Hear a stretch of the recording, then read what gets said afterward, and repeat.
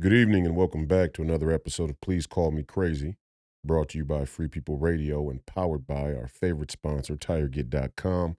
That's Tireget.com. You have to buy tires from somebody. You might as well buy them from us and help fund the movement, help support the movement.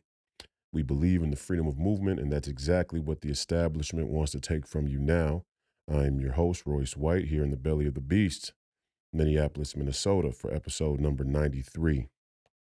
Happy Labor Day to everyone out there. Thanks for joining us again for another broadcast. The date is September the 4th, year of our Lord 2023. No housekeeping today. I want to get straight into this conversation. This is a special Labor Day, special holiday Labor Day episode, and it's fitting. It's fitting that today would be Labor Day. That on this Monday, before kids start to go back to school, before all of the summer, the summer festivities, the summer activities, the summer way of life starts to wind down, and people get back to reality, which is greatly determined by our children and the lives that we as parents live with respect to our children and them going back to school and Labor Day, is supposed to commemorate or celebrate the American workers. And it's fitting that as we approach 100 episodes of Please Call Me Crazy, it's been a great journey. It's been an honor and a pleasure to be able to build a small conversation in the infinite internet of conversations that speaks to the issues that we face as American citizens and free people all around the world. And I think none more than the asymmetrical war that has been waged against the American working class. And the American workers have been taken for granted. They've been lied to. They've been manipulated and misled. They've been cheated. They've been scammed. They've been the victim of an economic Ponzi scheme. They've been the victim of the propaganda of a globalist movement, fourth industrial revolution, the movement towards a more technocratic globalist society. The American working class of all races, of all ages, of all genders, has been on the receiving end of tyranny, economic imperialism, ideas that we've been talking about since episode one. So I want to say, if you're a working class American citizen out there, um, we'd like to thank you. And right now, more than ever, American citizens, we as American citizens, we cannot lose our sense of work. There is a difference between being a slave and being a person who is productive. Now, the two may, in some cases, cross over, and you being a worker benefits those who mean to enslave you. But the two are not synonymous. And I think, again, like I said in the last episode and over the last week or so, you've heard me say, if you've been tuned in, that convenience will be the death of freedom. Convenience will be the death of freedom. And understand that there's a little bit of nuance to that, because being a slave in many ways can be convenient. In fact, it's meant to feel convenient. And sometimes being a worker or going to work can feel like you're a slave. And sometimes those of us that watch society from afar and culture from afar, we look at people and say, man, you don't work hard enough to complain. You don't work hard enough you don't work hard enough to have any real grievance against a perceived system. But we're all getting bogged down and caught up in the mud with those conversations. And so to start the episode today, I want to just lay out where I think we are and what it means for us going forward, uh, especially when it comes to the American workers. I mean, the American workers are the tip of the spear. This is a nation of citizens, a nation of citizens that are supposed to be a nation of shopkeepers and agrarian farmers, who have inalienable rights and rights that are granted to them by a creator, not man or government. But as workers in an economy, a capitalist economy, your power is far and wide. Without you, the Democrats or the Republicans could not raise money. Without you, the corporations that fund the super PACs that go to Republican and Democrat candidates could not raise money. Without you, we could not go to forever wars in the Middle East or now in Southeast Asia or in the Ukraine or wherever else. Without you, none of this is possible. When you hear people say that America is an experiment, you should immediately tell them to go fuck themselves. The only experiment that has been waged against the American citizens is to see if the American working class and all of the power of the populace of American citizens can be manipulated, if they can be brainwashed and then manipulated into playing a willful and participating role in the corruption of the elites that preside over us. That's the American experiment. And so far, the experiment is going their way. I mean, let's just lay it out as it is. The plan is depopulation. Okay. The globalist modus operandi is anti God. So because it's anti God, it's anti human. Because it's anti human, it's anti freedom. Depopulation is the plan. I sat over the weekend and watched a senior a senior white woman get up before the World Economic Forum and tell them that the population problem is something that we cannot shy away from, that the planet would be much better off, human civilization would be much better off, the global community would be much better off if we went to a population size that was much closer to what it was 500 years ago, which was about 100 million people. 100 million people in the entire world. 7.7 billion people they need to get rid of. The plan of the globalist plan to address poverty is to get rid of the poor. And before they get rid of the poor, they need to make all of you poor. In order to make you poor, in order to make sure that you don't see the scam that's being run, you don't see the freedoms that have been taken, you don't see the money that has been stolen, they have to distract you. So the plan is depopulation. The pitch is on the way to being depopulated. The pitch is own nothing and be happy. This whole thing is too far gone. This whole experiment, American experiment, which is really a global experiment about freedom and democracy, this whole experiment is too far gone. We've let the resources be distributed in a way that can't be recovered. We've allowed people and crime and all of these things to become way, way out of control. So on the way back to a 100 million person global population, in order for us to achieve that, get high. Oh yeah, that's their plan. The globalist plan to address poverty is to get rid of the poor, but on their way to getting rid of the poor, they need you all to willfully agree. In order to get you to willfully agree, they have to pitch you something. They have to sell you a segue. They have to sell you a bridge to the other side of this globalist utopia where the population is a size that's sustainable. The pitch is obvious. The pitch is pretty loud. The pitch isn't hidden. The pitch is right out there in the open. Own nothing, be happy. And when they say be happy, they really mean be high. Right? They don't mean be fulfilled. They don't mean have meaning. They don't mean be saved. They don't mean have faith. They don't mean have God. They mean happiness is a do as thou wilt sort of happiness. And they really don't even mean do as thou wilt, because what they're really planning to do is use technology, the advancement of technology, to provide a material high, a psychological high so good that you'll be no better than the robots that they intend to build to govern over you. That's a part of the American experiment.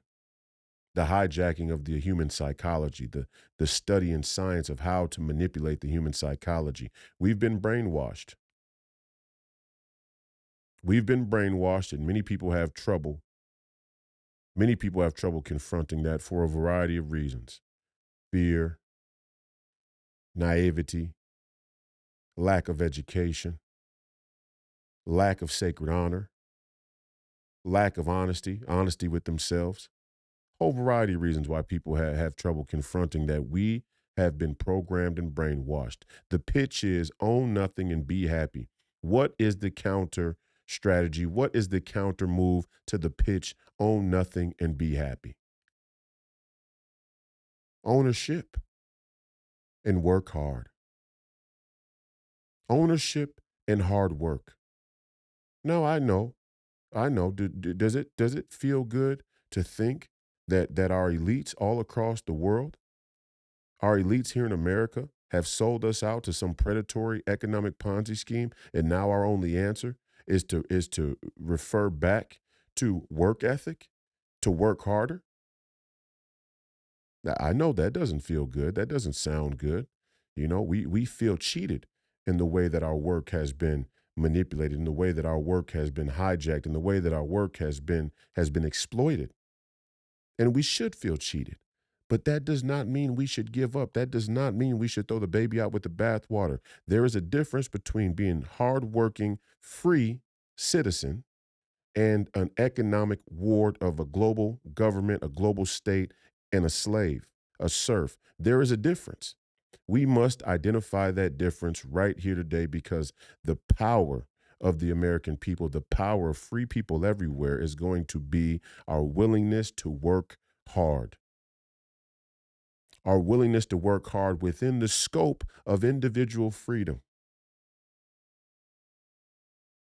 The counter strategy to the globalist plan of own nothing and be happy is ownership and hard work. Now, call it what you want to call it. I don't care what you call it. Everybody has a problem with calling it reparations. Fine. I say fuck you because I think you're playing a bullshit game, but hey, fine. Fine. We'll deal with things as they are. We'll deal with things as they are. There are three things that need to be taken care of in this country, and they need to be taken care of yester fucking day. And I apologize. And I told myself I was gonna try not to use profanity this episode, because some people have said, "Hey, I'd love to be able to watch it with my children because I love the information and blah blah blah." And as you can see, I get so passionate and emotional about the petty games that are played. It's very hard for me to not use profanity. I'm just gonna be honest, but I'll try. I'm gonna try. I'm gonna try as best I can. If you don't like the terminology, if you're triggered by the terminology, if it makes you feel like you're the target of some type of undue political pressure, fine. We're going to list out the things that have to be taken care of one way or another. Find a comfortable word for you. Hey, doesn't much matter to me. I'm going to tell you exactly what needs to be taken care of. You find whatever word makes you feel better about it. I say again, the globalist plan to address poverty is to get rid of the poor. And before they get rid of the poor, they want to make as many people poor as possible, because the real goal is depopulation. Let's go back to 100 million people, which they probably won't even stop there. Let's be honest. That's just the way they fence it within their own intellectual, metropolitan, omnisexual community, so that they don't sound too psychotic, right? Because we have to have the thin veil of civility in order to even deal with each other in some relatively respectable and reasonable way. So that is the plan. The counter move, the counter strategy for American citizens that represent the broad idea of freedom for free people all around the world is ownership and hard work. Ownership and hard work. That's what an empowered America First government must give back to its citizens, give back to its populace, that then can reverberate around the world for free people everywhere. in order to combat this globalist agenda. You don't want to call it reparations? Fine. I said the other day, the reparations proposal, the American Manufacturing and Reparations Act, would include all races who had any lineage of slavery in their past, including Civil War veterans and their families on both the Confederate and Union side, because we are now at war. And if you don't understand that we are at war, take a look out your window. Tell me what you see. I know many of you accept that we're at war, but you still have a problem acting like it. So, don't want to call it reparations? Fine. There are three things that need to be taken care of in this country right now.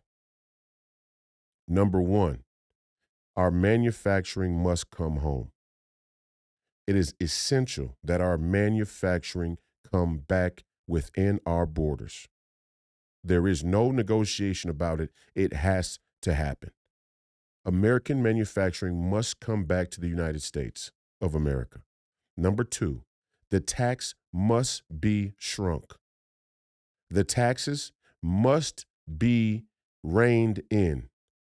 As long as the taxes are allowed to stay where they are at a very unreasonable and furthermore unconstitutional rate, it will always give incentive for elected officials to govern in a way that expands the federal government and bastardizes your individual citizenship, thus creating another incentive for politicians and elected officials to stay in positions of power while lying to the American people about what they plan to do while serving the interests of corporations who serve the interest of the globalist agenda. Very simple idea. Number three, Black people in this country, in this great nation, must be brought out of the narrative that allows them to be used as the justification to rig elections. Black people in this country must be pulled out of the narrative that allows them to be used to justify rigging elections. Those three things must happen. American manufacturing must come home. The tax must be shrunk. I'd say we go to no taxes, to be quite honest. That's how radical I want to starve that is how radical I would like to starve the Leviathan federal government that we have now. I apologize, saying the and Leviathan is a tongue twister.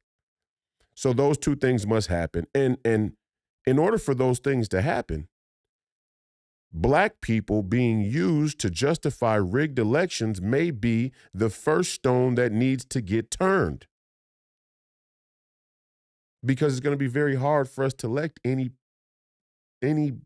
politicians, for us to elect any leaders that would do the other two things if we can't have fair elections. And what do I mean by that? What do I mean by that? It's very simple. For all you Republicans out there who, some of you are in fact controlled opposition, some of you play controlled opposition unknowingly, and then some of you may just be too stupid to understand this. If the cultural narrative in America is that all Black people vote Democrat, or the majority of the Black people in America vote Democrat, or a vast majority of Black people in America are not open to voting any other way but Democrat, like so many rhino conservatives are trying to push now, if you allow that narrative to survive, if you allow that narrative to have momentum, if you allow that narrative to exist culturally here in America, I'm not talking about in the mainstream media, I'm talking about in our hearts and in our minds. If you allow that narrative to exist in your heart and in your mind, you have already conceded the election in 24. You've already conceded it. Because when the clock strikes midnight after the election, the excuse will always be that the metropolitan areas and the biggest cities all around the country are where the majority of Black people live. And as the votes roll in, after they've been counted, when the votes roll in, you can automatically assume that they voted for Democrats. We've seen it done before. Fool me once, Shame on you. Fool me twice, shame on me. But nobody seems to want to address this cultural issue, or nobody has any real plans to address this cultural issue. In fact, the Republicans, who are supposed to be by nothing other than divine duty at this point, are we the party of God? And when I say the party of God, I don't mean your specific faith practice. I mean, are you pro-human? Remember earlier I said anti-God is man made in God's image and likeness. If you're anti-human, then you're anti-God, or maybe you're anti-human because you're anti-God, or vice versa. Doesn't much matter to me. Don't care how you want to break it down. Are we the party of God? And all you people in the middle, libertarians, I'm mostly talking to, cool. You want to be an atheist libertarian? Fine. Are you going to be with the team that is God, or are you going to be with the Satanists?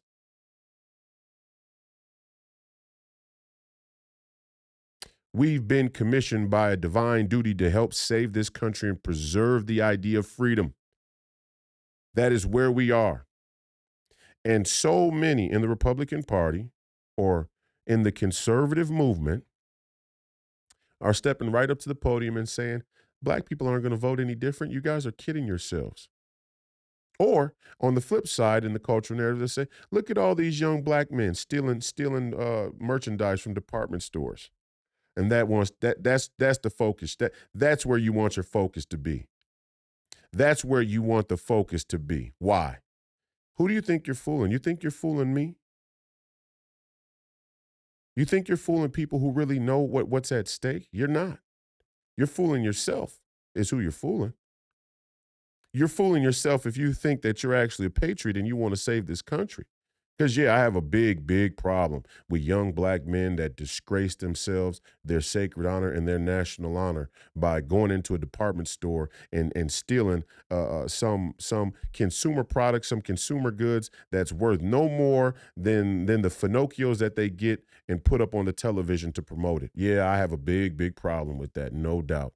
But listen, when your government steals, everybody steals. And the globalist business model that your federal government has had at the heart of its initiative, at the heart of its compass for a long time is the globalist business model of drugs, piracy, and slavery. You have become a slave. You have become a serf to the Fed. You have become a drug addict to drugs, actual hard drugs, whether they're pharmaceutical with a prescription off the street or the drug of dopamine from big tech. So you have been the victim of a drug business model. And last but not least, you have certainly become the victim of piracy. And the piracy isn't ride up in my pirate ship, hop out anchor, and come and pillage the village and take all of the spoils. No, that's not the piracy that exists today. The piracy that exists today is we are going to tax you unconstitutionally, and we are going to lie to your face about what that money is going to be used for while we take pieces of gold out the back door. Drugs, slavery, piracy. And you're the victim of it, you. So you can make it seem like the young Black man who's stealing from the department store is the bane of your existence or the downfall of this country. But really, that young Black man is the byproduct of a culture that is much, much more widespread and pervasive than the department store we're talking about a global political culture in which the citizen has to take back their power. And the way they take back that power is to be able to articulate to everybody who needs to come into the fight for citizenship and freedom, be able to articulate to them what the scam actually is, and then be able to strategize on how to counter the globalist agenda. And that's what I'm doing right here, right now. I'm telling you, get Black people off the plantation. Get Black people out of the cultural narrative. Stop letting them be the justification for rigged elections. Black people out there, stop allowing yourself to be the justification for rigged elections. It's not going to hurt anybody but you. And then I heard somebody say, No, reparations came in the form of welfare. No, ownership reparations are actually the antithesis of welfare because welfare gives you no ownership. Remember, own nothing, be happy. There's a reason they want it that way. There's a reason individual ownership is such a threat. There's a reason why getting a person to own nothing makes it much easier for them to accept that they're the ward of a global government. No, giving people land, giving people ownership over their land puts them to work. It makes them have to be a steward of that land. It makes them have to be responsible. And some people may not, they may fail, but that's America. Some people may fail with that land. This we're not communists. We're not saying that we all have to ensure that everybody who has land or gets land or becomes the landowner of the rebuilt America where citizens are fortified through this ownership. Nobody's saying we all have to make sure that every single person is successful with their land. That's not American. That's not the American way. Nobody's saying that. But what I am saying is we are in a war, an asymmetrical cultural and political war where the pitch is ownership must go. So it only makes sense that we give people, not just black people, but all the American citizens back a significant level of ownership. Taxes, boom, you own property, you're not renting the property from your government. That's unconstitutional. You own your property. You don't pay an exorbitant tax on your property, a rising tax, an arbitrary tax that's voted on by the politicians. There may be a fixed property tax. Okay, that's fine. We get more people to own land. We get more people to pay a much lower fixed rate for property tax. Fine. This corporate tax, this corporate tax, we'll talk about. We'll discuss it. Much too high, in my opinion. Much too high. Get more people to own land. Get them to pitch in more. Get more people to pay a much smaller percentage of property tax so that we can defend our borders. Everybody understands that. The corporate tax, now we can lower it. Now we can lower the corporate tax. Individual income tax, out of there. Remember, Labor Day. We want to celebrate and not only celebrate, but highlight the importance of the American worker going into this next chapter, going into this battle, going into the most pivotal moment in this war against a global elite that means to bastardize the value of your citizenship. Income tax, out of there, done. Ownership. Now ownership starts to mean something. Now ownership starts now ownership starts to grow in its value. Now citizenship starts to grow in its value. Now everybody starts to see the pathway for each individual citizen becoming a bastion against the federal government, stepping all over all of us, stepping all over each and every one of us. And that's what they plan to do. So you don't want to call it reparations, fine. Call it whatever you want to call it. Call it whatever makes you feel comfy at night. Fine. But the simple fact remains the more people that we can get off of the government's teat, the better. The more people we can give ownership to, give them that responsibility, give them that endearment to their nation, give them that incentive to believe in borders, the better. Very, very simple, fundamental counter strategy. Anybody who doesn't tell it to you this way is lying to you. They are lying. They're either lying to you or they're too fucking stupid to figure out very, very basic ideas, both of which are very, very indicting of that individual. And there's a lot of people out there talking. There's a lot of people out there that got an opinion. Oh, the opinion, the room, the space, the The platform for the opinions has never been bigger. The megaphones have never been louder. And a lot of people got something to say, but we missed the most basic, fundamental solutions. Start asking. Oh, I love it when early in the podcast people go, "Oh, you just diagnosed the problem. You don't talk about any solutions." Well, let's get down to the solutions now. Now, when earlier in the podcast when I was talking about the problem, they say I didn't bring any solutions. Now, when I bring solutions, they'll say they don't like the solutions. I'm starting to think people just don't want to talk about the issues. People want to waste a bunch of time. People want to distract themselves to justify why they're giving away their freedoms. And that's exactly what we've done in this country. That's how we've ended up where we are. Convenience will be the death of freedom. To recap, the globalist agenda, the globalist plan to address poverty is to get rid of the poor. And before they get rid of the poor, they want to make as many people poor as possible. And the pitch is own nothing and be happy. As we make you poor, as we plan to get rid of you, just enjoy the ride. Be happy, be high. Be high is what they're really saying. And it's a part of a 3-tier globalist business model that has been around since time immemorial. Drugs, piracy, slavery. We will make you slaves. We will get you high. We will take everything that you own. The counter to it is ownership and hard work here on this special Labor Day episode. Ownership and hard work. Ownership, hard work. Not slave work, not serf work, hard work. But the hard work changes. The spirit of hard work changes when it goes towards something you own.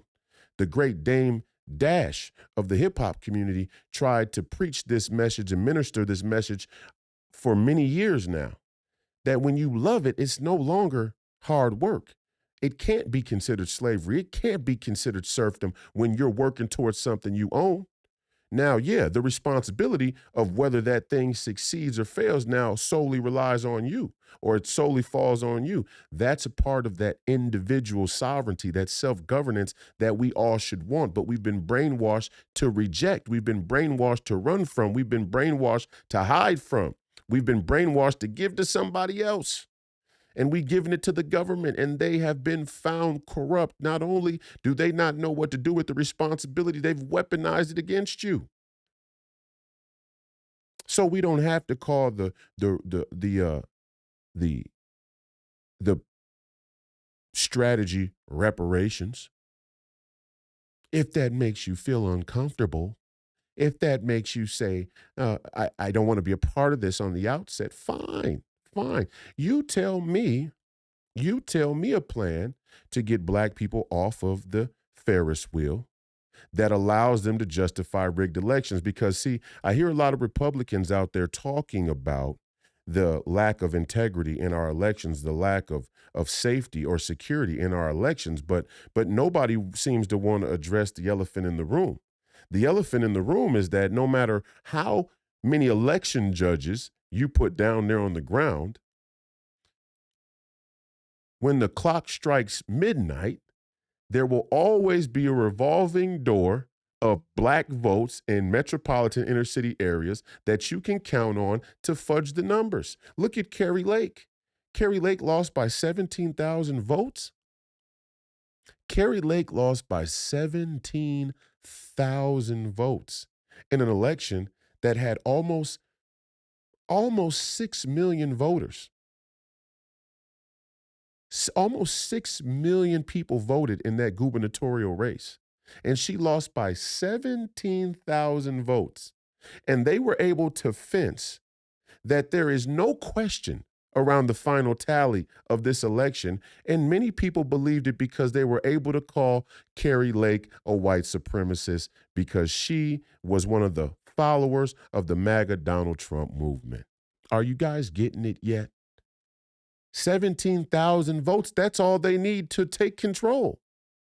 That's the margin. 17,000 votes in Arizona for a governor's seat. 50,000 votes in Georgia for a Senate seat. Are you seeing the game? And sure, All of you out there can tell yourself that there are more whites somewhere in the country that aren't yet participating because they don't understand the urgency. If you want to, fine, fine. You better be going door to door to minister to them. You better be going to get a head count. See, because when you don't go get a head count and then you don't address that blacks are used to rig the elections, I'm starting to feel like you're probably in on it. And as a sane, logical American citizen who understands the urgency of the moment, I don't have time to sort through who's ignorant and who's in on it. I have to assume everybody who acts so stupid is in on it because I don't believe people are that stupid. That's another way they brainwash you, is to give you the perception that nobody is really intelligent enough to expect any sort of competence from them. I'm not that way. I've never been that way. Been much more cynical of people. I think people understand at a spiritual level,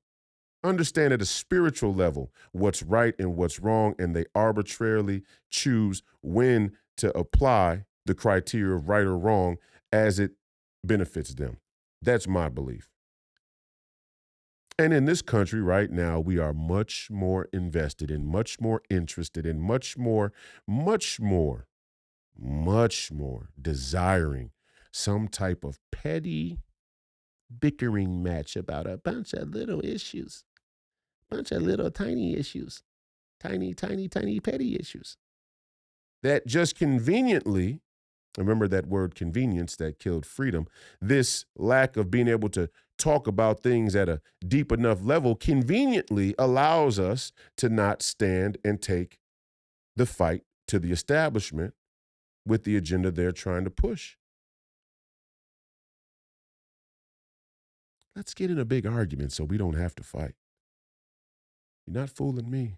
I know you don't like me. I get it. I wouldn't like me either. Let me be your mirror. I'm not mirror on the wall. This ain't Snow White. I'm the mirror that tells you all the bullshit in your mentality. I'm that coach. I'm that drill sergeant. Get down and give me 30. 10 push-ups in you. I can't do anymore. Yes, you can. You can do 20 more. You just think you can. You just don't believe you can. You just don't want to, because you don't understand that if you can't do 20 more push-ups, when you get caught out there behind enemy lines, you're a fucking dead man. You don't get that yet, but I do. That's not a reality for you yet because you've never been there. And a lot of you are acting like you've never been where we are today. And some of you have never been where we are today. So I get it, which is why I have to talk the way that I'm talking, because I know where we are right now. The masks are coming back. The lockdowns are coming back. The vaccine mandates are coming back. Hell, we don't know if they're going to force the vaccines on everybody. And YouTube can try and censor me if they want, but the reality is President Joe Biden was right up there before the people and said, we need to find a way to get the new vaccine to people and make them take it whether they want to or not. That's where we are. This is the war we're in. It's right now. You still got time to argue about petty shit? You still have the time and energy to argue about Well, hey, like I said last week, we all get to choose how the country goes up in flames now. We all get to choose. Make your choice. Live with your decision. You don't want to call it reparations. That word triggers you. That word triggers you. The black people should look to Africa for reparations. Welfare is welfare is the mechanism of the globalists. That's anti-American. Welfare is an anti-American project. It's plain as day.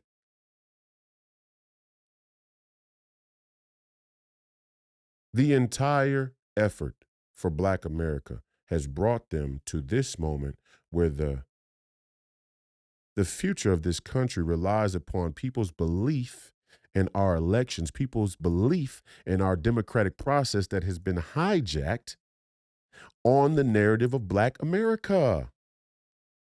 So you can say, hey, listen, here's the answer for you. If you don't want to spend time and energy to deal with this elephant in the room of Black America, then you might as well dispense with democracy altogether, because that's your only other option. But none of you really want to do that, or not enough of you really want to do that, or you would have done it already. And let's just be honest. I'm not the look.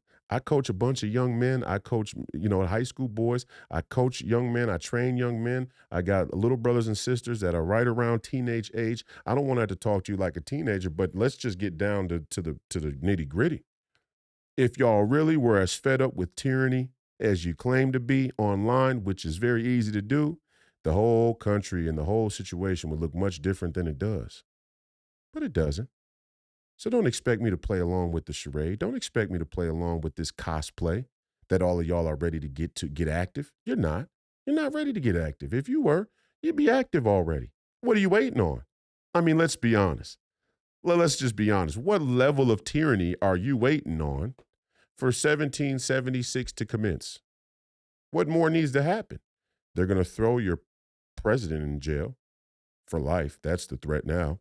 Your thought leaders like Alex Jones, they're going to sue them into oblivion, and then they may in fact kill them, or they may in fact kill Donald Trump. They could kill who you want, and you really can't put up any fight against that either. I mean, what are we really talking about here? What level of tyranny are we waiting for? And that's not to incite violence. I'm saying I don't think we've actually played politics well enough yet. I don't actually think we've been involved in the politics the way we say we have. We all want to throw our hands up and throw in the towel on the politics like it's a lost cause. I think that's an excuse. I think that's a scam, to be honest. How many of you have signed up to be precinct committeemen in the Republican Party? How many of you know that the caucuses for 2024 are coming in February of this coming 2020 of this coming calendar year? You got about 5 months before we go to caucuses. The caucuses are where the power of the Republican Party lie. The caucuses are going to determine what the Republican Party does as an initiative, whether it's around not just electing candidates, but what we're willing to spend money on in order to fight for the integrity of elections, what we're willing to spend money on to fight for the spirit of our elections, the narrative of the elections. Are we going to continue as the Republican Party to say, hey, that's a deep blue district? There are no Republicans there for us to get. They're all lost cause. While they continue to bring illegal immigrants into those deep blue districts. Illegal immigrants that barely have paperwork altogether, let alone now they're going to let them vote. And they are going to let them vote. And even if they don't let them vote, they'll find a way to count a vote for that extra body that made its way across our borders. What are we talking about? Well, are we really even ready to tackle the issue of the integrity of the elections? Or do we just think it's a lost cause? Many people, I see it all the time. Why vote if they're going to cheat? To me, that makes you a coward. You can like me or you can like me or not. I don't really care because the ship is going down regardless. Everybody's going to have to find a way to survive now. My plan to survive is to tell as many people the truth as I can. And hopefully, we can round up some hitters. We can round up some pipe hitters that are really ready to do what's necessary in order to save this nation. This shit ain't about likes. This shit ain't about comments. This shit ain't about emojis or GIFs or retweets or reposts or any of that shit. This is about saving a fucking nation. This is about saving a sinking nation from itself, from us, from our own incompetence, from our own cowardice, from our own negligence. This is about saving a country. So I don't care if you don't like what I have to say. I really could care less. I'm speaking to the people who have an open enough mind and heart to want to save this nation and be ready to do what's necessary to save the nation, or at least give their most valiant effort. At least give their most valiant effort.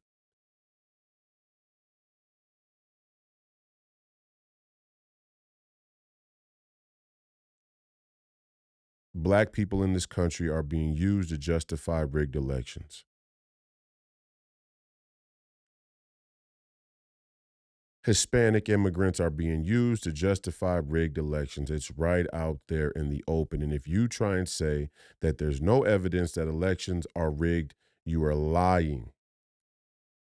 That's the other side of the we know they're lying. We know their line is very simple. In 2016, they made the claim that the Russians interfered in the elections on behalf of Donald Trump. Then, as soon as Donald Trump gets in, now all of a sudden the elections are secure. Give me a break. It's ridiculous. It's ridiculous anybody would even believe it, let alone allow them to censor people on behalf of such an absurd story. Of course, the elections aren't secure. Of course, the elections are a problem. Of course, there's the ability to tamper with the elections, to undermine the elections, to rig the elections. Of course, there is. The question is, should that keep us all in our homes come election day? Should that keep us all on the couch during election season? I mean, do they really have to cheat you when the RNC and the establishment Republican rhinos are going to do everything in their power to make sure no American first candidates can even run? Do they really have to cheat you? The cheating you at that point is just the cherry on top. Let's make them put a cherry on a house full of cards. We haven't done that. Every time we sit at home, every time we sit on the sideline, we turn a house full of cards into a house full of steel blocks, a house full of cement blocks. We fortify the scam for them when we don't participate. We fortify the Ponzi scheme for them when we're not safe with our dollar. We fortify the brainwashing for them when we play into the petty narratives. We do it. We've done it. And we've done it. We have done it. We are continuing to do it. And I can see it. Well, when I say a thing like, hey, let's look at reparations. And what I'm happy about is that fortunately we have come to a dire situation in this country where a lot of people can look at an idea like reparations, where before they'd have been turned off because of how the liberal mainstream media industrial complex that includes the rhinos, but is guided over there by the Marxists and the leftists and the progressives and the extreme globalists. Before they made the narrative so silly that automatically nobody wanted to deal with it. There's a natural rejection of the whole thing, which is intentional. But now at least we have some people who are saying, "Hey, wait a minute. Well, I would much rather give the land that Bill Gates is coming into ownership of to our American citizens and give them a piece of it." Decentralizing land, the land itself, is a natural safeguard against imperialism, is a natural safeguard against tyranny. The decentralization of land ownership and land governance. This is an important thing. Call it whatever you want. Hey, you don't want to call it reparations, that triggers you. Fine, be my guest. Come up with the new name. Call it whatever makes you happy. And then I got black people saying online, well, oh, if you give us the land without the cash, what are we going to do with the land? We can't develop it.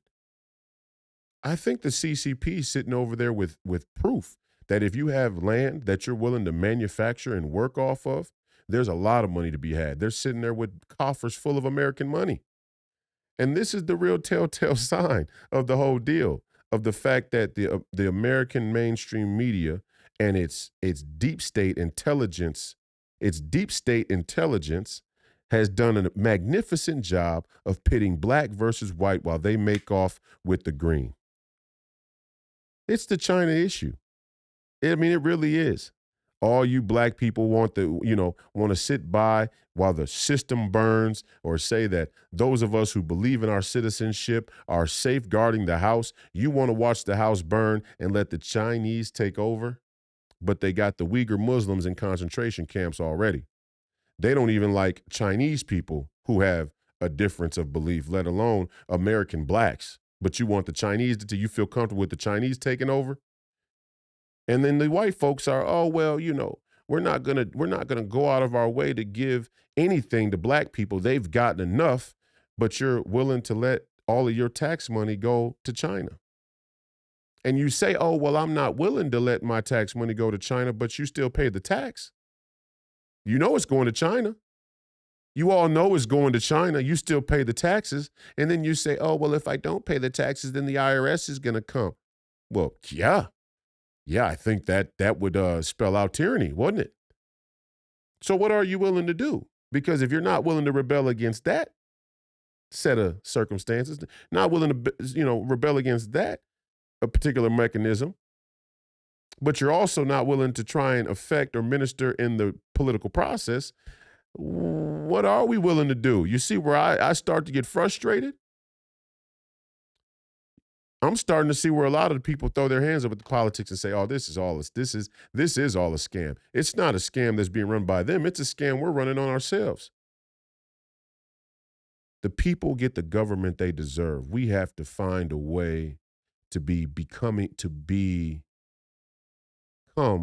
more deserving of a different form of government.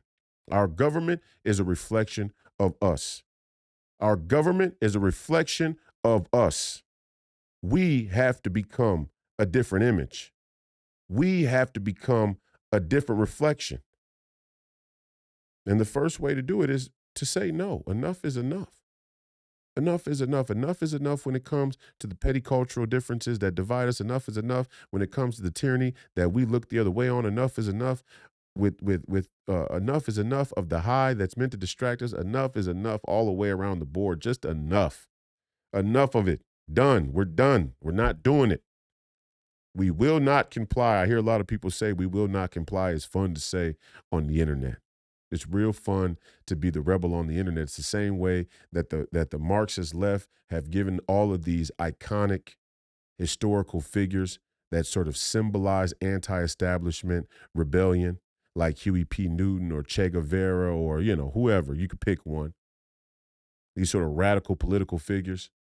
And it feels real good to let people pretend like they're radical on social media. It's real easy to let people pretend like they're willing to die for their beliefs in front of other people when there's no real risk. The same thing goes for conservatives. It's real easy to say we will not comply on fucking Facebook or in comments or. But have you ever really been out there not complying? See, I stood toe-to-toe with the National Guard. I stood toe-to-toe with the National Guard knowing full well that the people behind me didn't believe in the things that I did any more than the National Guard in front of me. In fact, I stood in front of the National Guard with thousands of people behind me who I didn't share ideology with, knowing that the National Guards in front of me, I probably had more shared beliefs with, but they were too scared to disobey the orders from the leaders behind them. That's the situation where I think that articulates it quite perfect.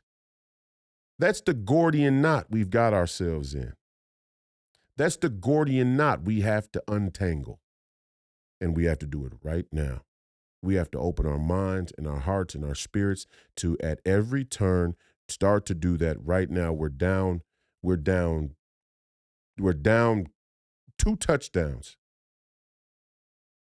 with the clock winding down, and we're deep, deep in our own territory. Football season's coming. All you jerk offs will be cracking beers watching football. All you sports commentators can't wait to come to the tee because American football is the greatest distraction in American history. Everybody, every Sunday, on the Lord's Day, when a lot of y'all should be in church, or Saturday, let's say, for our people who believe that the Sabbath is supposed to be Saturday, great. Then they got college football for you on Saturdays. So Saturday and Sunday, everybody's distracted. All the American men, all the American patriots are distracted watching football. And then don't tell me you're not watching football. Don't tell me you're not watching football, because the one thing that they are not lying about, the one thing that's not rigged, is the ability to be able to sell people product by placing it by placing it somewhere where American consumers are seeing it. That's the one thing that's not rigged. Somebody's watching these goddamn sports games. Somebody's watching this shit religiously, or else they would not spend the time and energy to make it what it is, to make the spectacle what it is, and they would not spend the time and energy to make the advertisements what they are. And they would not pay the players the way they do. I can tell that the consumer data on American professional sports is not rigged by how much they pay the players. So y'all are watching this shit. Somebody's watching it. I don't watch football. I barely watch basketball, and I play professional basketball. I watch MMA. I watch boxing. Why? Because they're kind of spread out. You know, they're not every single day, every single weekend. They're somewhat infrequent. At least the good fights, the good matches, the things that you really must see. And if it ain't must see, I'm not watching it. I'm not going to become a sports jerk off. Sorry. You see, I'm on Jason Whitlock all the time. You barely ever see me talk about sports on Jason Whitlock. And I'm one of the only professional athletes on the entire Fearless team. In fact, I think I'm the only professional athlete on the entire Fearless team. And you never see me talk about sports. Why? I think it's a jerk off. I think it's a distraction. I tell Jason all the time, you're bigger than you're not a sports writer. You're not a sports commentator. Leave it behind. Leave it behind. You are one of the most impactful cultural voices at one of the most pivotal times in American history. Dive into it, lean into it, stand on it, and move forward. Why? Because the entire conversation with sports is somewhat, in many ways, it just convolutes all the shit we really need to be talking about. It really does. It really, really does. I mean, take Brittany Griner, for example. Do I agree with Brittany Griner's lifestyle? No. Do I agree with Brittany Griner's view about America? No. Do I agree with Brittany Griner taking a little vape pen with marijuana residue over to another country to try and get money to play basketball in Russia? No. Would I ever go to Russia for any amount of money to play basketball? No. Would I ever go to China for any amount of money to play basketball? No. Been offered multiple times. $650,000 a year, told them no. Free the Uyghurs. But am I going to sit here and spend a bunch of time talking about Brittany Griner or anybody else when we're on the verge of nuclear war? And the American government, our political elites, our swampy, corrupt elites are helping the Ukrainians try and take back the Dnipro? And they're sending American attack boats and drones and saying that we're not in the war, but your tax money's going towards it? I mean, you see what I'm saying here? You see what I mean when I say we're distracted? You see why I get so pissed off?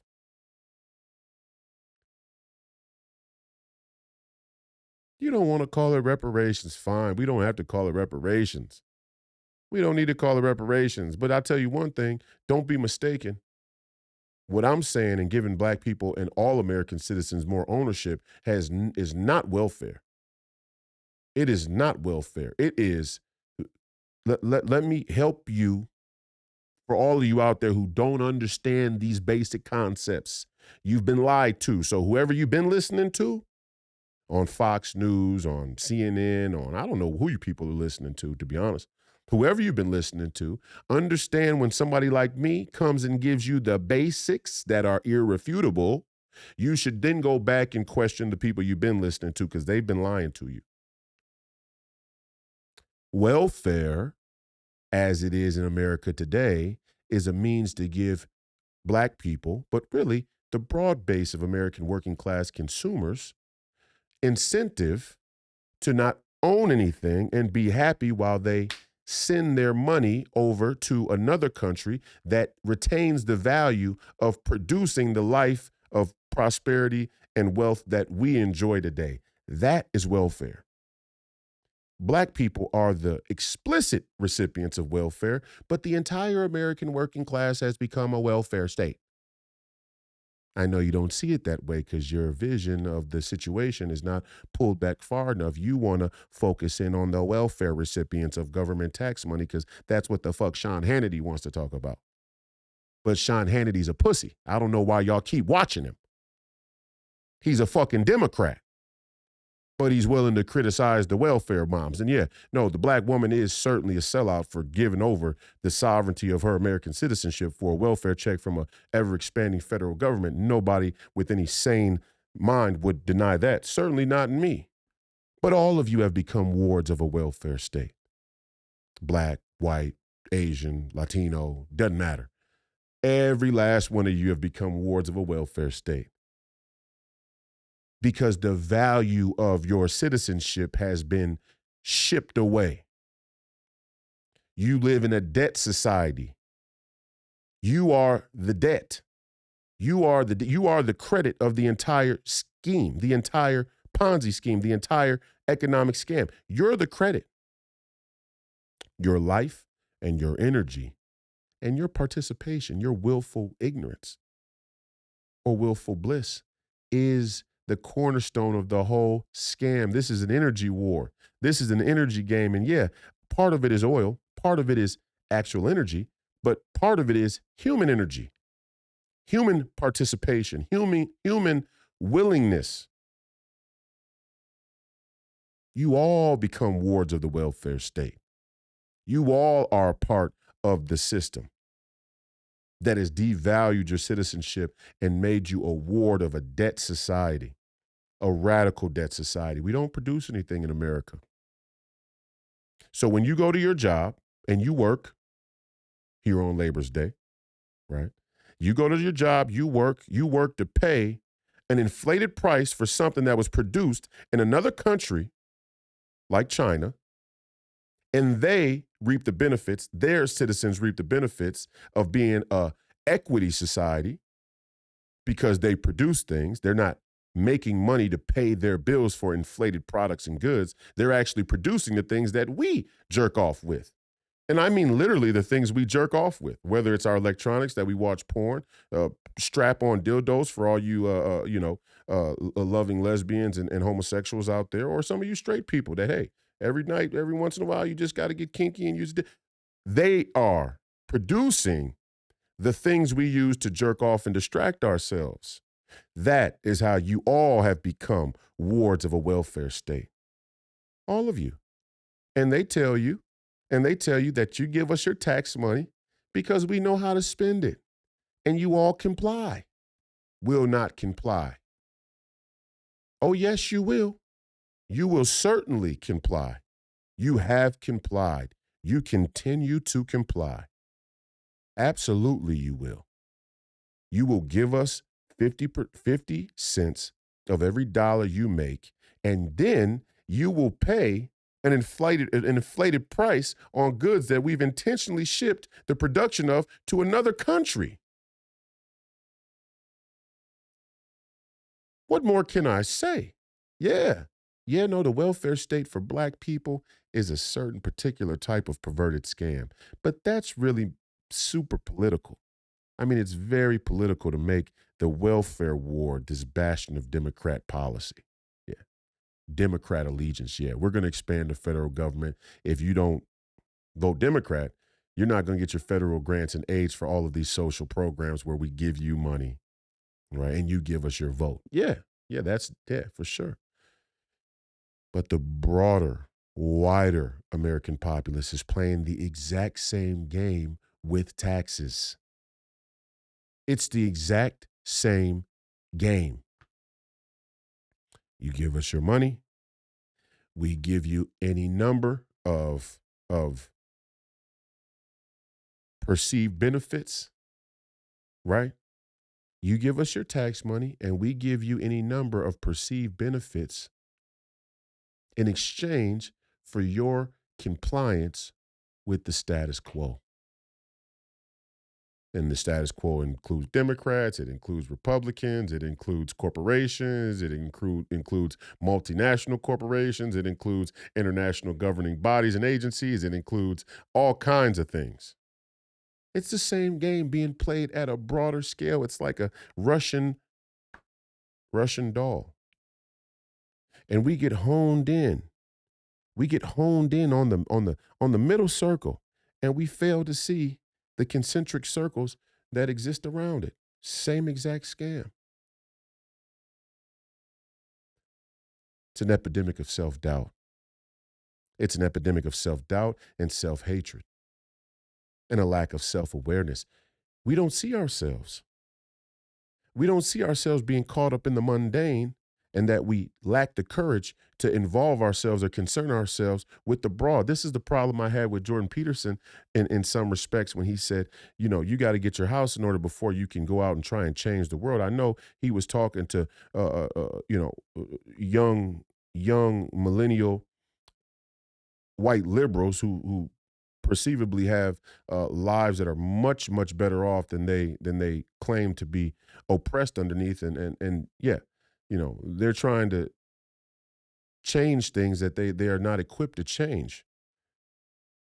But certainly certainly a spirit of resistance is necessary. We just don't need it to be a Marxist spirit of resistance. We just don't need it to be a communist, postmodern, intellectual, academic, Finocchio spirit of resistance. We need the same spirit of resistance. In fact, what does it say? What does it say? That the greatest manifestation of resistance in our time comes from a bunch of purple hair Finocchio liberals. What does it say about us? Not what does it say about them? What does it say about us that we've allowed ourselves to be taxed in this way? And the biggest manifestation of anti-establishment resistance has come from the most lukewarm, theatrical, obnoxious motherfuckers in our society. What does that say about us? Every time I see it, that's why I went to the front of the George Floyd protests. That's why I went to help organize and lead George Floyd protests, because it did not sit right in my spirit that the loudest representation, the loudest manifestation of anti-establishment resistance was going to be people whose sole identity is based on who they're having sex with. I couldn't stand for that as an American man. I couldn't tolerate that. I couldn't sit by and watch a black man, another dead black man, be used, the name of another dead black man be used to push a political movement that presents itself as anti-establishment resistance, but is really interested in sexual politics. I couldn't live with that. How can you? Why is there not every corner? Why are the streets not filled with American patriots that that are protesting the way that this government plans to run roughshod over you? Why? Don't give me an excuse. Don't tell me if you don't work, you'll be fired. You can't afford your life anyway. You don't have $500 cash in an emergency anyway. You're living check to check anyway. You're living check to check anyway. You're living check to check just like the welfare mothers are. You're a ward of the welfare state. You just don't see it. You just don't want to admit it. If you're living check to check from the corporation, which is the partner of the federal government, when it comes time to protest for your freedom and rights, and you don't protest because you can't give up that week to week check, that check to check lifestyle, what makes you any different than the people who are on welfare? How are we on the verge of a nuclear war that none of us want to be in? None of us really want to be in. We're on the verge of a nuclear war that our Atlanticists, intellectual elites, have gotten us into with their hard on for the Russians, and the streets aren't filled. How are the streets not filled? And then they give your January 6 protesters 17 years, and then you all tell me that you won't protest because look what happened to the January 6 protesters? None of you are willing to protest because you're afraid to go to jail? Well, then I start and I know you probably aren't going to like this, I know you probably aren't going to like this. But then I start to respect the young man who goes and steals a designer bag from Nordstrom's a little bit more. Because, damn, at least he's willing to put his life on the line for something. I don't agree on what it's for, but at least he's willing to go after it. I want to minister to him. I want to cultivate that energy. I want to cultivate that energy that feels a certain sense of urgency with the circumstance we live in and give it the right direction. Not let it be lost out there in the wilderness in some type of whack-a-mole game of trying to keep up with radical materialism. But we're talking about an economic Ponzi scheme. When your government steals, everybody steals.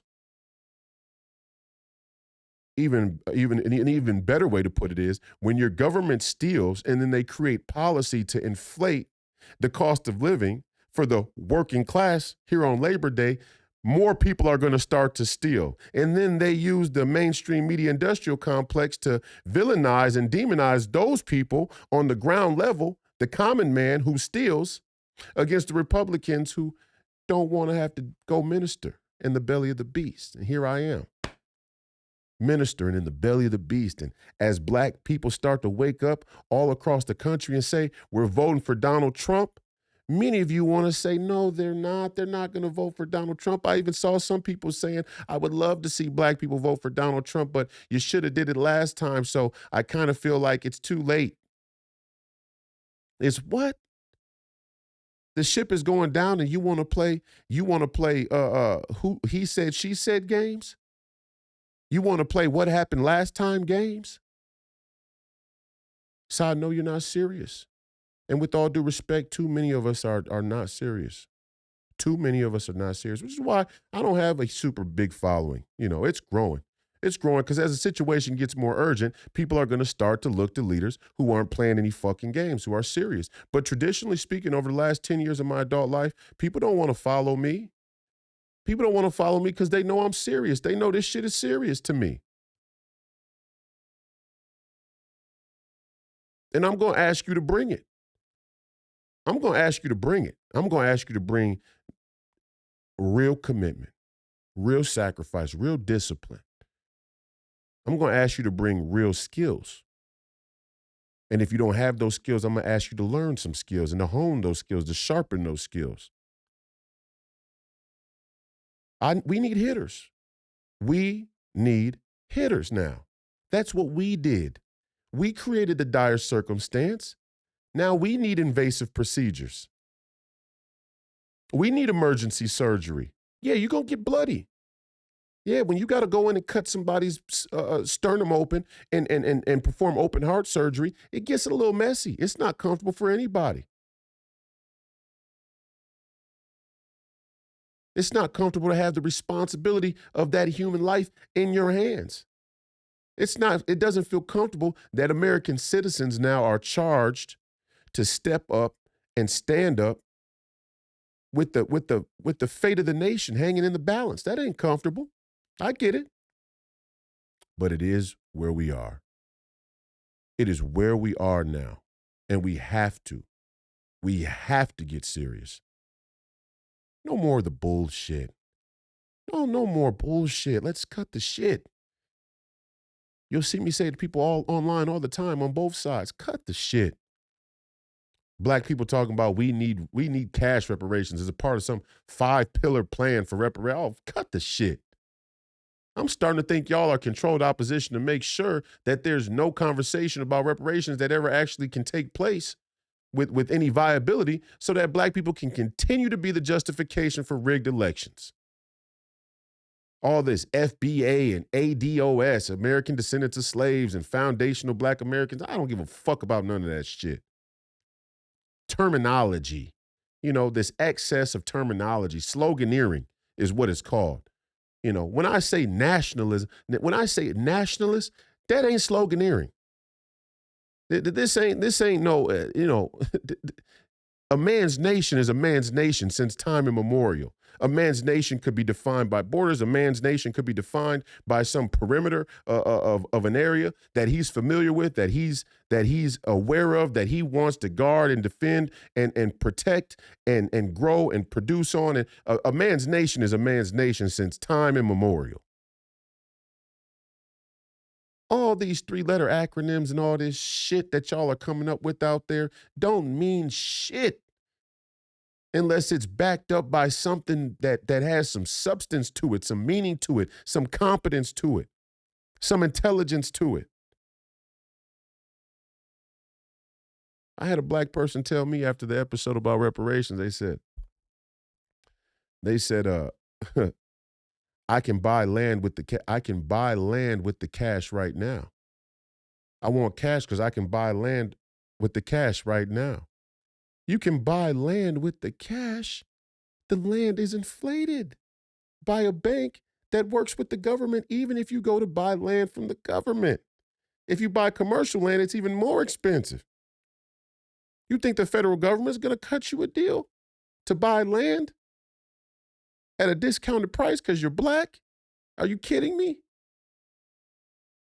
That's the scam. They're going to give you some, these people, and to be honest, it frustrates me to no end to constantly run into black people that have no fucking clue about history.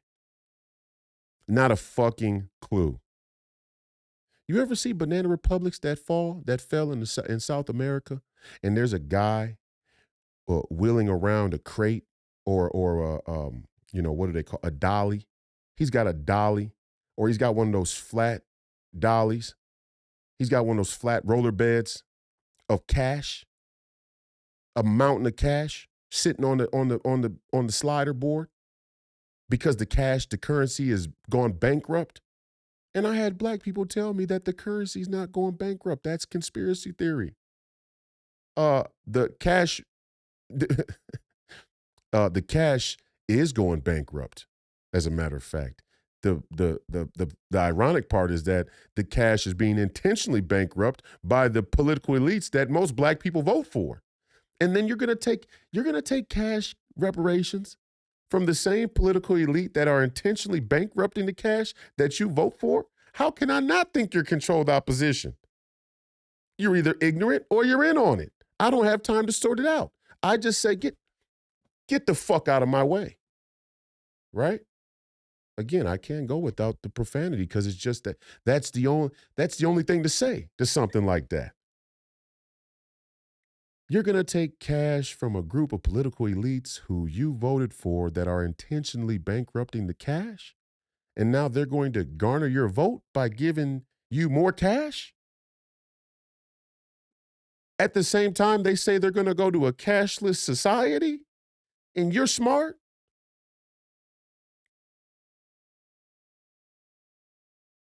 This is what I'm dealing with. But at least I have the balls, at least I have the stomach, at least I have the spine to go minister in the belly of the beast and sort out these people and rebuke and refute. Rebuke and refute.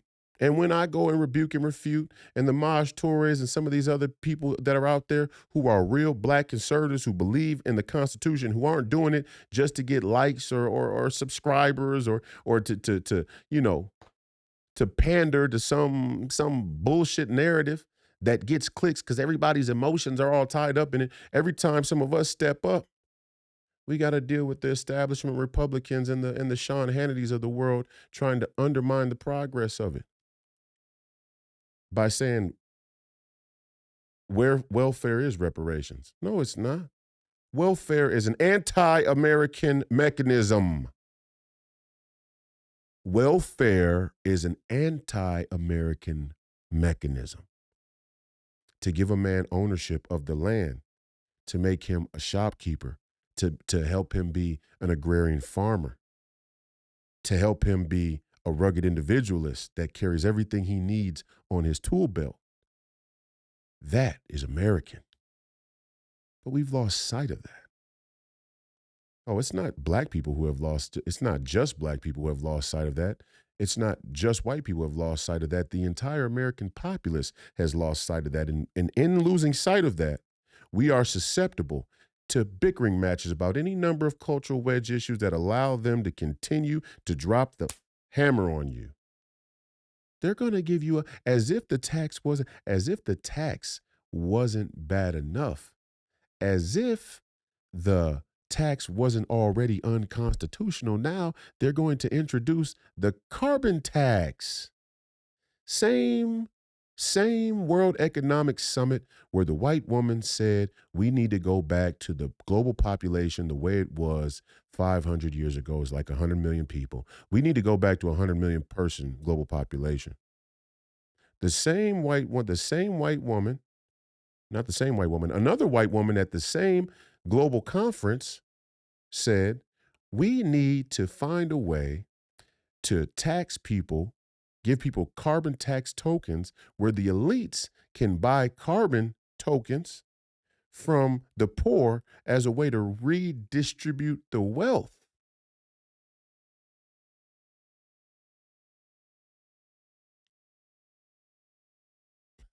Now they're going to use poor people they're going to fence it that they're using poor people's carbon. They're using poor people's breath, are literally our right to draw breath. Now they're going to regulate the right to draw breath on the planet and use that to redistribute the wealth. And y'all believe that shit?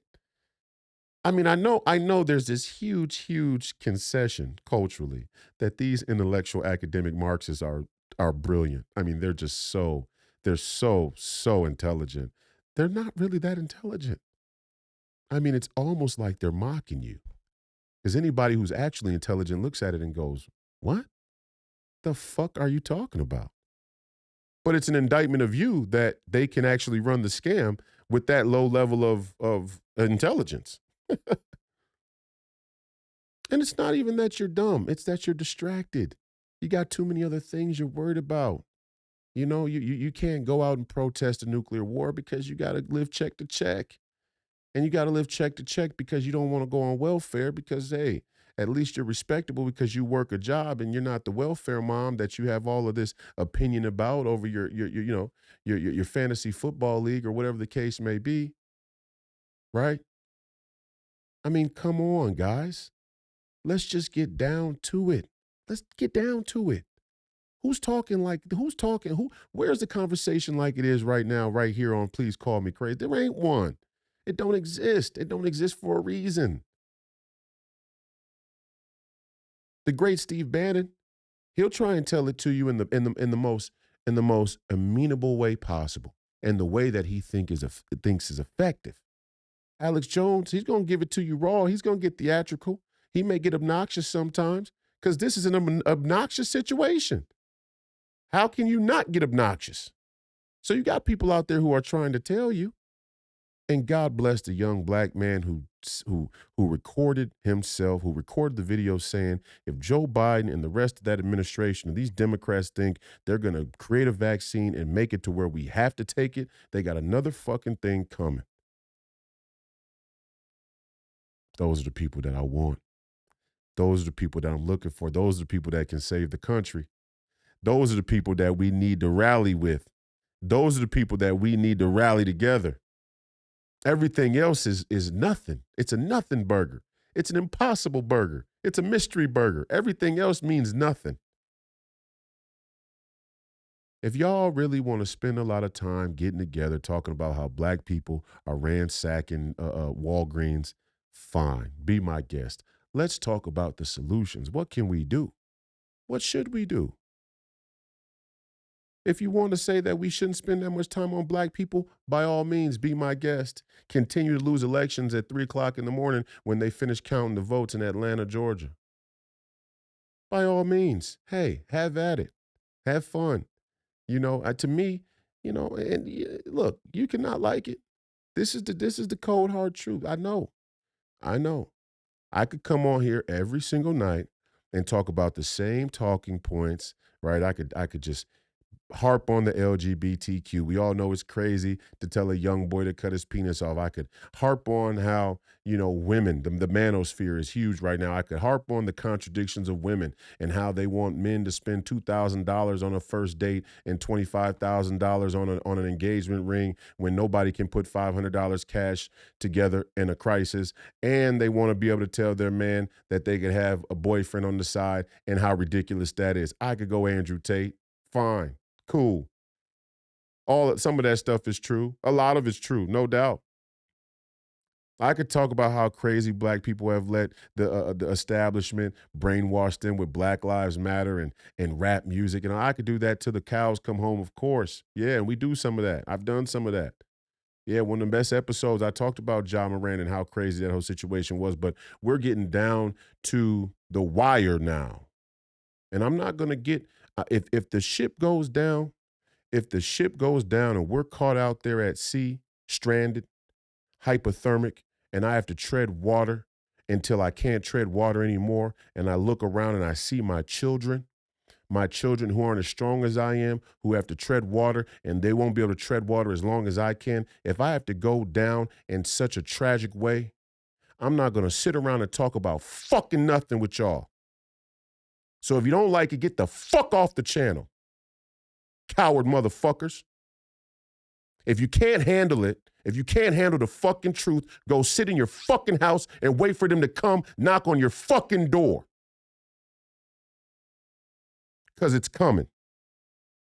If you can't handle the fucking truth, you go home, you sit in your fucking house, you pull out your fucking pipe or whatever the fuck you use to smoke or drink, and you sit there and wait for them to come knock on your fucking door. And hope that it's going to be a knock, because I really think I would think it's safe to assume they're going to kick your fucking door down. That's where we're at now. And when you get to that level of tyranny, when you get to that level of authoritarianism, the response, the spirit has to be radical. Our founding fathers were radical. We're not nearly as radical as them, and the enemy we face is much bigger and much stronger and much more integrated than anybody they ever faced. Yeah, the British Empire was big. The British Empire was strong. The British Empire had power. Nothing like the global agenda we face today. Nothing like the globalist agenda we face today, and we are half as radical as our founding fathers were. That's the reality. You can't handle the profanity. Your children can't handle the profanity. Your young children can't handle the profanity. Really? Your young children can't hear the word fuck. Your young children can't hear the word shit. Your young children can't hear the word ass. You actually are naive enough to think that you're censoring the shit that your children are exposed to already. Some of your kids walking around with access to the computer and iPads, and you think if you don't let them listen to the Please Call Me Crazy podcast, where we bring that cold, hard motherfucking truth, that you're keeping your kids sheltered from the ignorance in this fucking world? You're lying to yourself. I'm the tall glass of cold truth that you're going to have to deal with or log the fuck off. Doesn't matter to me. They're still going to come round you up one way or another. If you don't want to heed my warning, if you don't want to heed the warning of Alex Jones, if you don't want to heed the warning of Steve Bannon or whoever else, they're still going to come round you up just the same. And yeah, okay, it might feel good to go stick your fucking head in the sand and act like they're not coming. Enjoy your last days and go ahead and enjoy them. Go ahead and enjoy your last days, because I promise you, as sure as my name is Royce Alexander White, they are coming. They will not go down without a fight. They will not go down. They will not give up their power without a fight. They will not be exposed for the corruption without a fight. And it's going to get ugly, and it's going to get bloody, and people are going to die. People are already dying. They will not give up control of this human civilization without a fight. And it's all energy. It's all energy. It's all the cost of living. It's all a monopoly. The whole thing is a monopoly. The whole thing is a monopoly. Give me a break. Give me a break. We got whistleblowers going before Congress testifying that they worked on programs, black programs, deep black programs with alien technology, reverse engineering alien technology, extraterrestrial technology, electrogravitics, zero-point energy. And then they psyop you and let Elon Musk name a company Tesla. So when you Google Tesla, Nikola Tesla doesn't pop up, who was one of the early promoters or advocates that there is energy, an infinite energy out there that we could tap into to where energy itself and power wouldn't be a problem for anybody on the planet. Real sustainability that actually would help the environment, that actually would curb pollution, not fake climate change, global warming that the same intellectual elites who probably derailed Nikola Tesla are now using to now come back and tax you again. Not that type of climate change or environmentalism. Genuine environmental, genuine help to the environment. Electrogravitics.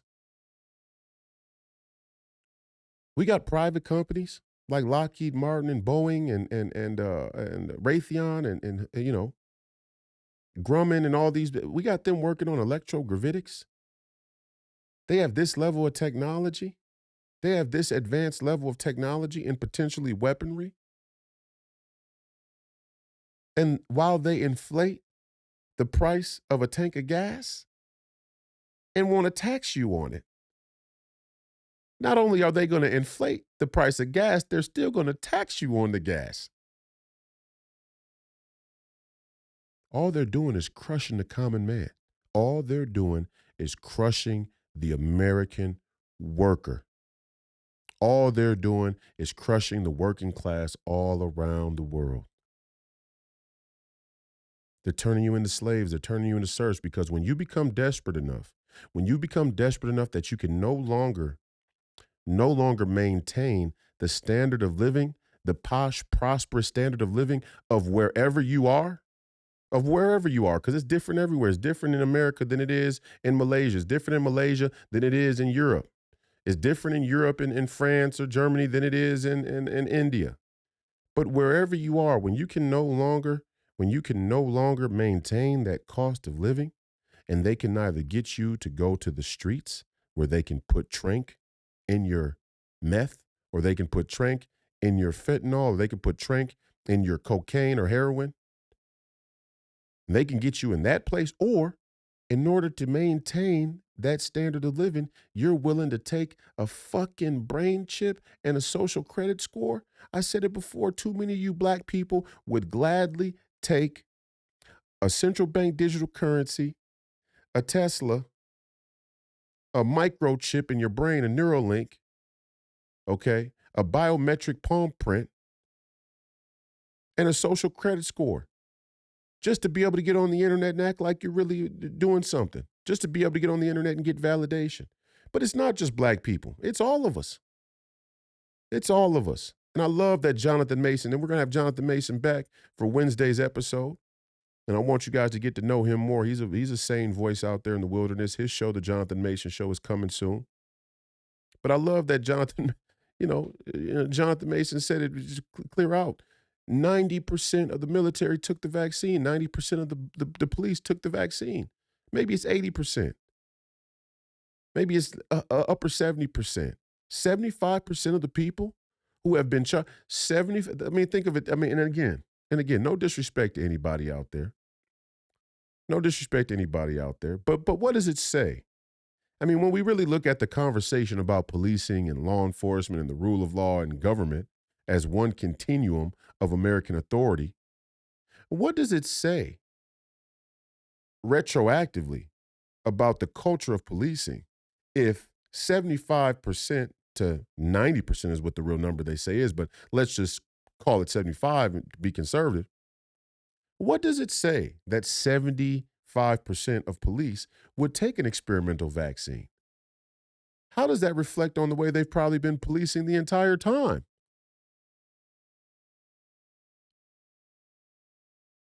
What does it say about the true nature of our military and the culture of our military if 90% of the military took the vaccine? What does it say that if 90% of the military didn't take the vaccine, that more of them aren't standing up and saying they're lying about the numbers? Many of my brothers did not take this experimental vaccine.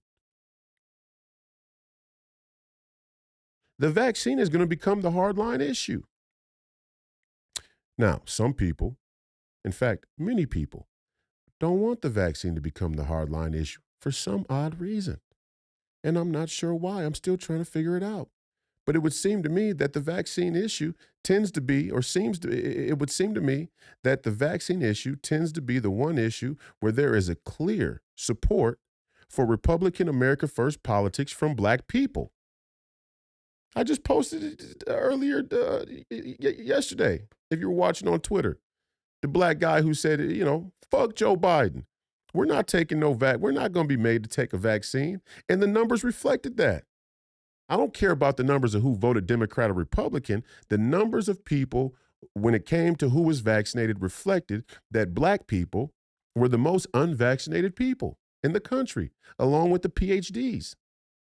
And the Don Lemons of the world went on national television and said we should shame the unvaccinated. Don Lemon, Mr. Anti-white supremacy, Mr. Diversity, equity, and inclusion, at a moment's notice, was willing to say we should shame all these Negroes who don't take the vaccine. They're stupid. Let's shame them. And all y'all hate Don Lemon, but you don't see that the vaccine is the clear-cut divide. And it's the rightful divide. It's the rightful divide because no citizens, no populace of citizens anywhere in any nation should allow their government to make them, to force them, whether through authoritarian, barrel of a gun or economic pressures and incentives. No government should be able to force its citizens to put anything in their body that they don't want to. But when you let a government get so big through the tax Ponzi scheme that they are virtually in control of all of the basic fundamental mechanisms of your citizenship, you feel like you have no choice. When you let the government and the corporation get as big as it's gotten in America today and all around the world, free people all across the world feel like they have no choice but to go along with the get along. Now we got helicopters letting mosquitoes go in the Florida Keys, and we got dengue virus popping up. Who's responsible who's going to be held accountable for this shit? Who's going to be brought before the court of we the people for these crimes? Well, first you need a citizen that actually, a citizenry that actually believes that they have the power to indict and prosecute its leaders. But we don't believe that. We haven't believed that for a long time. And the reason we haven't believed it for a long time, we've been distracted, we've been brainwashed, we've been misled and manipulated, we've been exploited to argue and bicker about stupid shit. Dumb shit. You don't want to call it reparations. Well, call it whatever you want to call it. What I want to do is pull black citizens of this country out of deep blue strongholds into a newly built America where they don't have to worry about being forced to get vaccinated and they can own land and be the master of their own destiny, not a ward of the welfare state. And it's not just them. I want all American citizens to be able to have that choice. I want all American citizens to be able to have that option. And you should too. And if you don't, look yourself in the mirror and be honest about who the fuck you really are. You're a person who likes to complain about the status quo. You're a person who likes to talk about the status quo. You're a person who likes to reference the status quo, but you're not a person who wants to do something about the status quo. You're not a person that's willing to die to defeat the status quo or the corruption of the status quo. We got to start being honest about who we are. Because I'm going to be honest about who you are. I don't need you. I don't need you. I don't really give a fuck. For all of those out there who continue to follow the podcast and tune into the conversation and understand the urgency of the moment, I appreciate you. This is the war cry. This is the battle cry. This is the rally cry. These are the drums of war. These are the moments right here, right now. My Senate campaign in 2024 in Minnesota, this is a rally point. We're going to defend citizenship here in Minnesota. We're going to fight the momentum of globalism and tyranny here in Minnesota. We're going to ask the question of Amy Klobuchar and the Democrat voter base. Why didn't Amy Klobuchar prosecute Derek Chauvin when he had any number of complaints against him well before George Floyd ever died, and she was the prosecuting attorney? Oh, yeah, that's right. White, liberal woman, globalist extraordinaire, Democrat superstar, runs for president all the time, probably want to make her the vice president under Gavin Newsom or whoever else. She'll be in the mix. She's a trusted, she's a set of steady hands, right? In Washington, D.C., the steady hands are the people you can go to in a crisis and count on them to throw out the morality to do what's in the interest of the status quo. Amy Klobuchar is the atypical set of steady hands. Her secrets have secrets. Her allegiances have allegiances. She's bought off 4 or 5 times over. She was the prosecuting attorney that could have prosecuted Derek Chauvin for a number of misconducts well before George Floyd ever was in the situation out there on 38th in Chicago. And all you black people are voting for her because Royce White's a racist? Nah, ain't gonna work this time. It ain't going to work this time. They may talk about my sexual exploits as a heterosexual male because we know any perversion of sex on their end is completely admissible, permissible, of course. But if you get a black man on the conservative side, they can call his sexuality into question because the 501c3 Christians are going to make it seem like your sexual morality is the linchpin of your politics so they can look away from the corruption of the status quo. We're going to test it out. We're going to test this theory. They may bring up my anti-family court issues, right? Any number of issues they're going to pick through. They're going to do the same thing that the Democrats always do. If a black man rises up and speaks out against us or challenges us, he's no different than the white supremacist, quote unquote, that we're trying to get rid of. And all you black people out there all across the country, you should avidly believe that the Republican Party is the party of white supremacy. And there's no such thing as liberal white supremacy. We're going to push it to the limit this time. Minnesota, it's ground zero. I've been saying it. It's the belly of the beast. It's the belly of the beast. Minneapolis, Minnesota, the Twin Cities, Minnesota. For all those out there listening all around the world, all across the country, the Twin Cities is the belly of the beast, which is why I went out there and led the protests that during the George Floyd uprisings here in the city. And I said, we're going to the Federal Reserve. Where I live, in my home, I'm not going to pass up the chance to tell the people, to minister to the people what the real problem is, who the real enemy is, what the real scam is, what the real oppression is. Economic imperialism, taxation without representation, taxation through crony capitalist representation. These are the ideas that we need to push now. These are the ideas we need to march forward now. And we can. I will. 2024 is going to be a referendum, but it's a referendum on the people. It's not a referendum on politicians. The referendum's not on me. All I can do is provide an option. All I can do is provide a voice for you to listen to, for you to gravitate to, and for you to act upon. That's all we can do. The referendum ain't on us. The referendum ain't on Joe Biden. It's on all of you who vote for him. Again, God bless the black man who said, we're not taking this shit from Joe Biden and them anymore. We're not going to allow Joe Biden or the Joe Biden administration or the Democrats to force us to take a vaccine we don't want to take. God bless his soul. God bless his soul. All of you better wake the fuck up right now. Like I said, everybody gets to decide how the country goes up in flames now. You can fight or you can go home and wait for them to knock on your door. Make your choice, live with your decision. To recap, there are three things that need to happen. There are three very important things that need to happen, and they need to happen right now. The tax needs to be shrunk. The taxes are out of control. They're unconstitutional. They feed the leviathan of corrupt federal government and crony capitalist politicians. They are stealing your money, piracy. American manufacturing needs to come home. American manufacturing needs to come home because if American manufacturing does not come home, we will remain serfs and slaves to a debt society when we can be an equity society.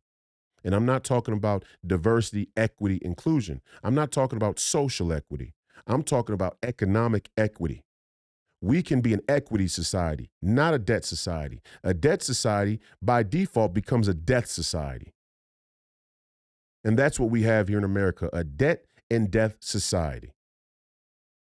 And last but not least, black people all across the country need to be pulled out of the Democrat plantation, need to be pulled out of the Democrat narrative, the cultural Democrat narrative, that they will forever be allied with and allegiant to the Democrat Party with their vote.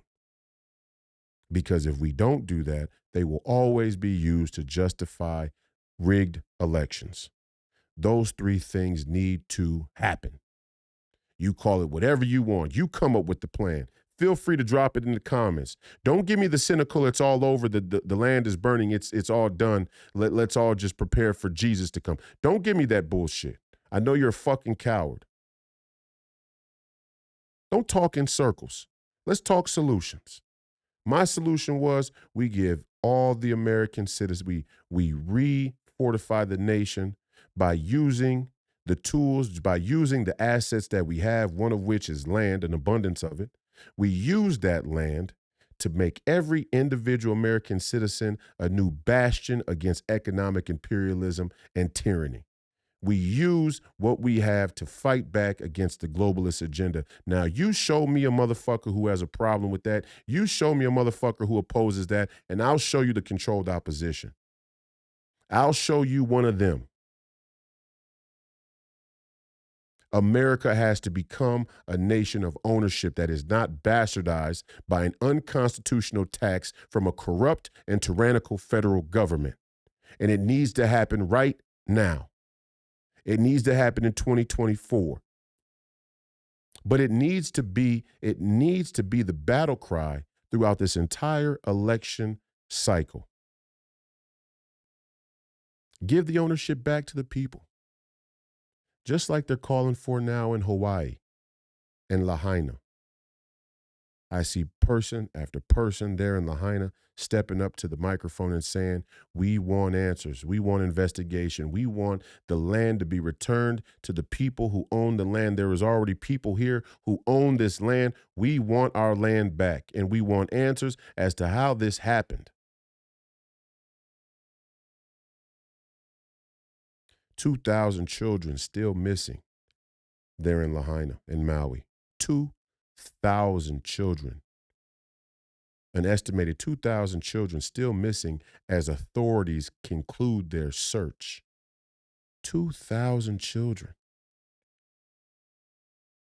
2,000 children, but Oprah and Dwayne "The Rock" Johnson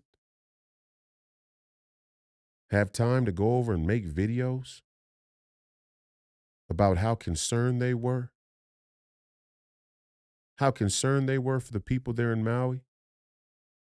They have no fucking clue what happened there in Maui. Or maybe they do. But more likely, they have no fucking clue what happened in Maui. They have no fucking clue what happened in Lahaina. None of us have any fucking clue what happened in Lahaina. We know a fire started. There's a few ways fires start. Fires can start naturally. Fires can start unnaturally. There's two ways fires can start. Flip a coin which one took place here. I don't know. But I know we should investigate it, and it would seem there are a lot of people who don't want it investigated. But there's also a lot of people who just want to talk about it. There's also a lot of people who just want to say something isn't right. Well, prove that you think something isn't right. Take the governance back. Take your governance back first. Take your power as a citizen back first. That way we can demand things be investigated properly when we have people in office who actually represent us. That's not difficult. I mean, it's gonna be a heavy lift. Don't get me wrong. I don't want to mislead anybody. But it's really not as difficult as we're making it. The first steps aren't at anyway. Go to your local BPOU and become a member of the Republican Party. Take back one party. So the first thing you do when you're faced with multiple opponents, the first thing you do when you're looking at multiple opponents is you want to get your back up against the wall.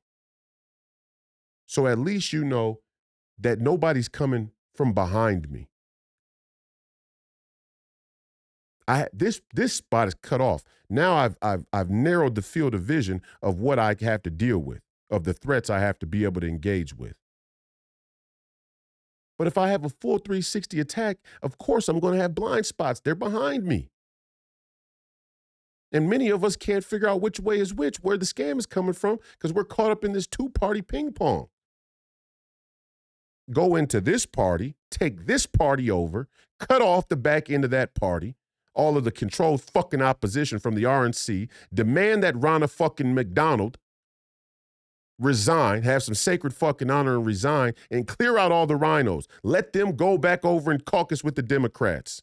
Let the 501c3 Christians and the fucking American, the real Nazis, if they're out there, wherever they are, I'm sure they're out there somewhere. I see them.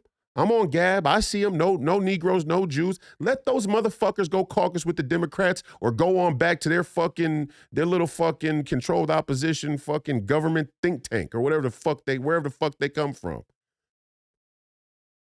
Let's just get down. Let's get down right now. Now, when we got one party, now we can actually start to fight back against the corruption. We have no firm ground right now to fight on. We're letting Mitch McConnell lead the party. The man is freezing up just like Joe Biden. The man is freezing up just like Joe Biden and his replacement, his protege, Kevin McCarthy. He's horrifying. I mean, these people are horrifying. These are the people who we're following. These are the people who we're following. And I know you're going to all say, but Donald Trump endorsed Kevin McCarthy. Look, Donald Trump's playing politics at the highest level. He has to do whatever he thinks he can do or he needs to do in order to navigate politics the way he has to navigate politics to come out victorious in 2024. I have no doubt that when Donald Trump is in the seat, he's going to bring hellfire down on the swamp and he's going to bring hellfire down on the globalists, or at least they think he will. At least they think he's unpredictable, or else they wouldn't try and take him out. And at the moment where Donald Trump gets elected and he doesn't bring hellfire down on the corruption, I'm going to be on his motherfucking ass the same way I'm on their motherfucking ass. Because the fight don't stop when some symbolic leader rises to victory. Citizenship is a constant accounting of your self-governance and the alignment with your governance and the people who are representing you. The alignment with your beliefs and your values and your faith and your rights and freedoms with the people who are governing you. Donald Trump ain't no exception, but it's Donald Trump 2024. I know he's going to do better than them. I know they're afraid of him for a reason. But at the moment where he wins and we don't actually start to break the levee on this thing, I'm bringing down criticism on him too. Oh, nobody's getting a pass. Trust me. Nobody's getting a pass. And for all you black bourgeois sellouts out there who want to try and use that as a little fucking bait and switch move to make it seem like we're all just involved in this because we're cultish Donald Trump supporters, get the fuck out of here. Get the fuck out of here. Many of us done had more criticism of Donald Trump than you have. You motherfuckers actually like Donald Trump. You just don't want to say it in front of your yuppie liberal friends. A lot of people in the conservative movement have real criticism of Donald Trump, that he ain't going harder, he didn't go hard enough. But we know, but when you really look at it, when you take a step back and in a mature way, look at the circumstance of American politics, it's easy to see how you could throw a bunch of controlled opposition figures around a president and get him to think that he should decide in one direction when really he should have decided in another.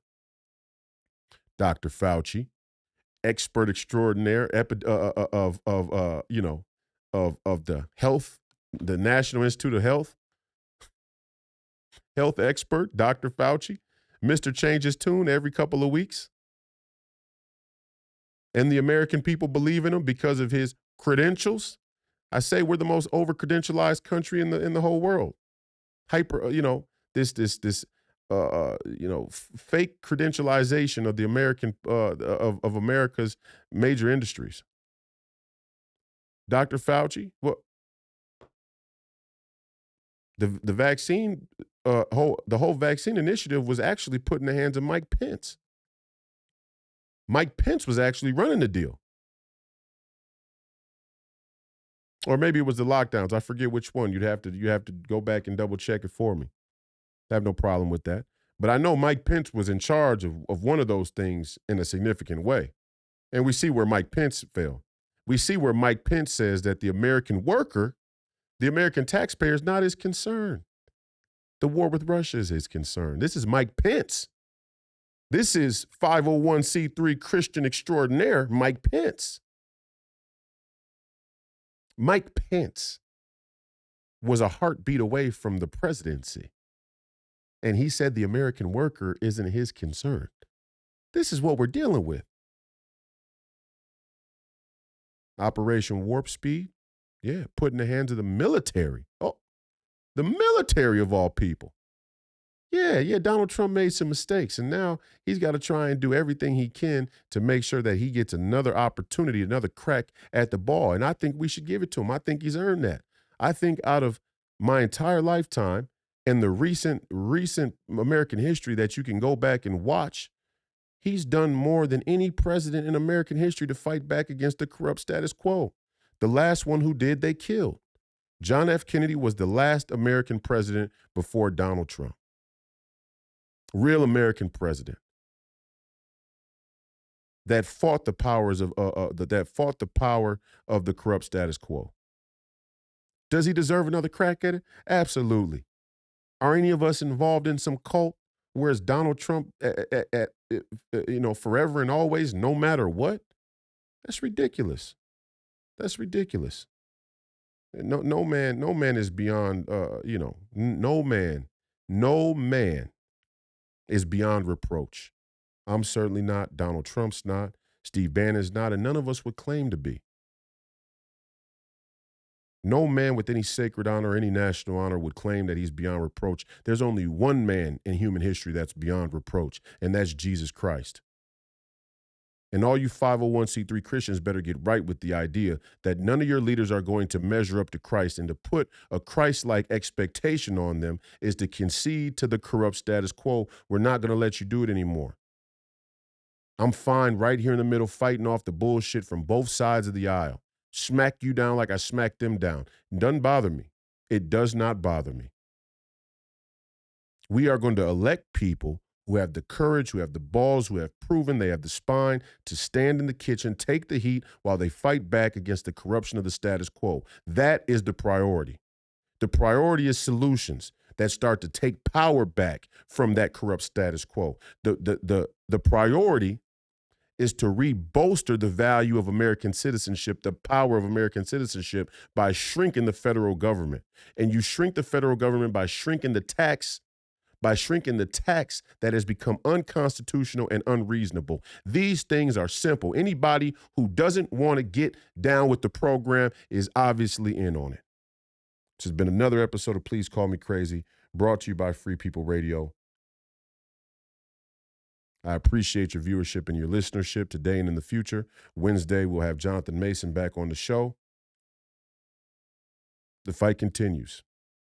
Don't die a jerk off, and as always, Godspeed.